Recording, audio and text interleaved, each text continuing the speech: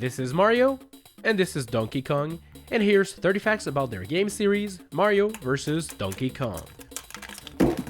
The original Mario vs. Donkey Kong game was first shown at E3 2002 and was even playable on the show floor. It was titled Donkey Kong Plus at the time and was a remake of the 1994 Game Boy classic Donkey Kong.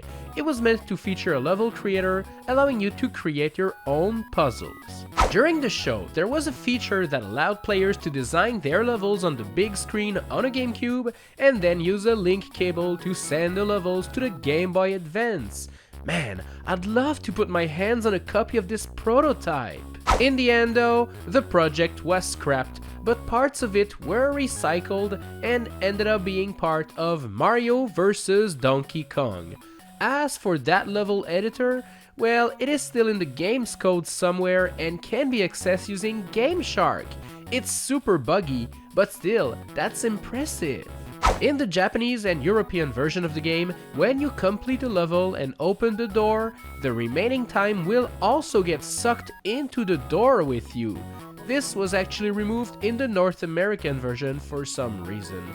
I don't know, they hate fun, I guess. And by the way, the US version of this game actually has 5 exclusive levels that can be accessed by using the e-reader. You know, that weird peripheral that looks like a payment terminal? Anyways, swipe the cards and you'll get to play these levels. The thing is, if you're playing the European version of the game, the e-reader option will not even be available, as any trace of the levels were deleted from that version. That's weird. I mean, why would you want to remove those levels so badly? I guess the reason for that might be that the e-reader cards for that game are super rare.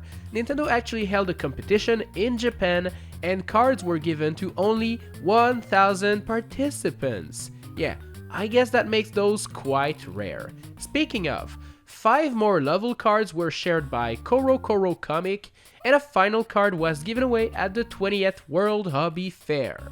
As you can tell, playing these levels using the cards isn't easy. During the end credits, Mario will say a bunch of commentaries, including one that just says, "Ah, that's Charles Martinet. Nice Italian boy." Which is funny, because the voice of Mario was done by Charles Martinet, sure, but the dude's not even Italian! The Switch remake of this actually includes voice clips of Charles Martinet as Mario, which is actually interesting, considering he was replaced by Kevin Afghani last year for a couple games. I'm actually super happy to hear Charles' voice again though. The sequel, Mario vs. Donkey Kong 2 March of the Minis, actually features completely different gameplay, as you'll now guide mini Marios by tapping and swiping them using the Nintendo DS stylus.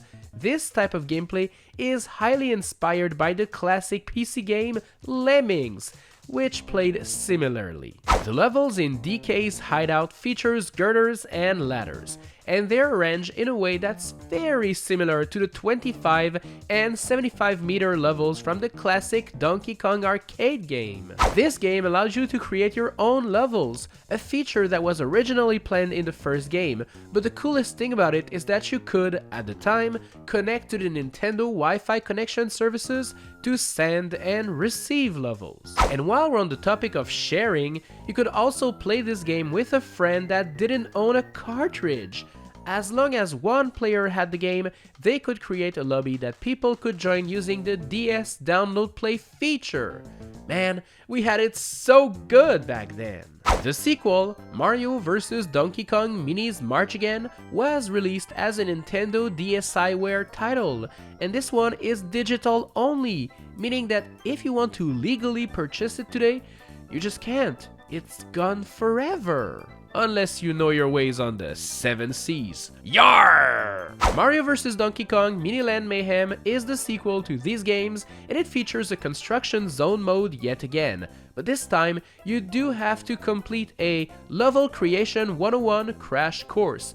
I guess there were too many boring garbage levels created in the past versions, and they didn't want that to happen this time around. Beating the game will give you a new Game Plus mode, which now forces you to replay the entire game, but with the minis entering the door in a certain order, making things way more difficult. it's kinda cool, I guess. The 3 Mario vs. Donkey Kong games on Nintendo DS all have a funny Easter egg that happens when you close the system during gameplay. Doing so will cause Mario to scream one of the 4 following lines. "What are you doing? Hey you, come back here! Ow, my head!" And "Oh, you mamma mia!" followed by some probably obscene gibberish. This is kind of funny. Another digital-only Mario vs. Donkey Kong game was released, this time on the Nintendo 3DS, Minis on the Move, and this one is no longer a side-scroller. It's actually in 3D, kinda like Mario 3D Land and Captain Toad. This game is also the first one in the franchise that doesn't actually feature a story mode. It's not like the plot of the Mario vs. Donkey Kong games was interesting at all, but it's still odd that it was removed altogether for this game. Speaking of being removed, as this one is a digital-only title, there is no more legal way to obtain the game as the 3DS eShop was discontinued on March of 2023. And that kinda sucks. Mario vs. Donkey Kong Tipping Stars was based on a demo that was shown at the Game Developers Conference in 2014 to show off the brand new Nintendo Web Framework, which is a set of tools allowing developers to create games for the Wii U using common programming languages like HTML5. And since the final game is based off that demo, the levels that were shown are now part of the main game. Level D1 is now 1-1, D2 is 2-1, D3 is B-7, and D4 was released as an official Nintendo level that you could download and play. This game is available on both Nintendo 3DS and Wii U as a digital download, but in Europe and Japan, a physical box also exists. Why didn't we get this in North America? I'm jealous! This game supports cross-platform play, meaning that levels could be shared and played with no regards to the console you bought it on, which is kinda cool. Plus, buying the game on either platform grants you a code to buy the other version. So it's a buy one get one type of deal. Before Miiverse was killed off, this game used it quite a lot, allowing people to upload their levels online. When you played a level and enjoyed it, you could give it a "yeah" rating, which would send some stars to the creator, allowing them to receive Miiverse stamps. That's pretty cool, right? Yet another game in the series, Mini Mario and Friends Amiibo Challenge, was released on the Wii U and 3DS in 2016. This one could be played before its actual release date if you purchased an Amiibo figure from Amazon, Best Buy, or GameStop. Amiibos were pretty important in this game as they granted advantages after being scanned.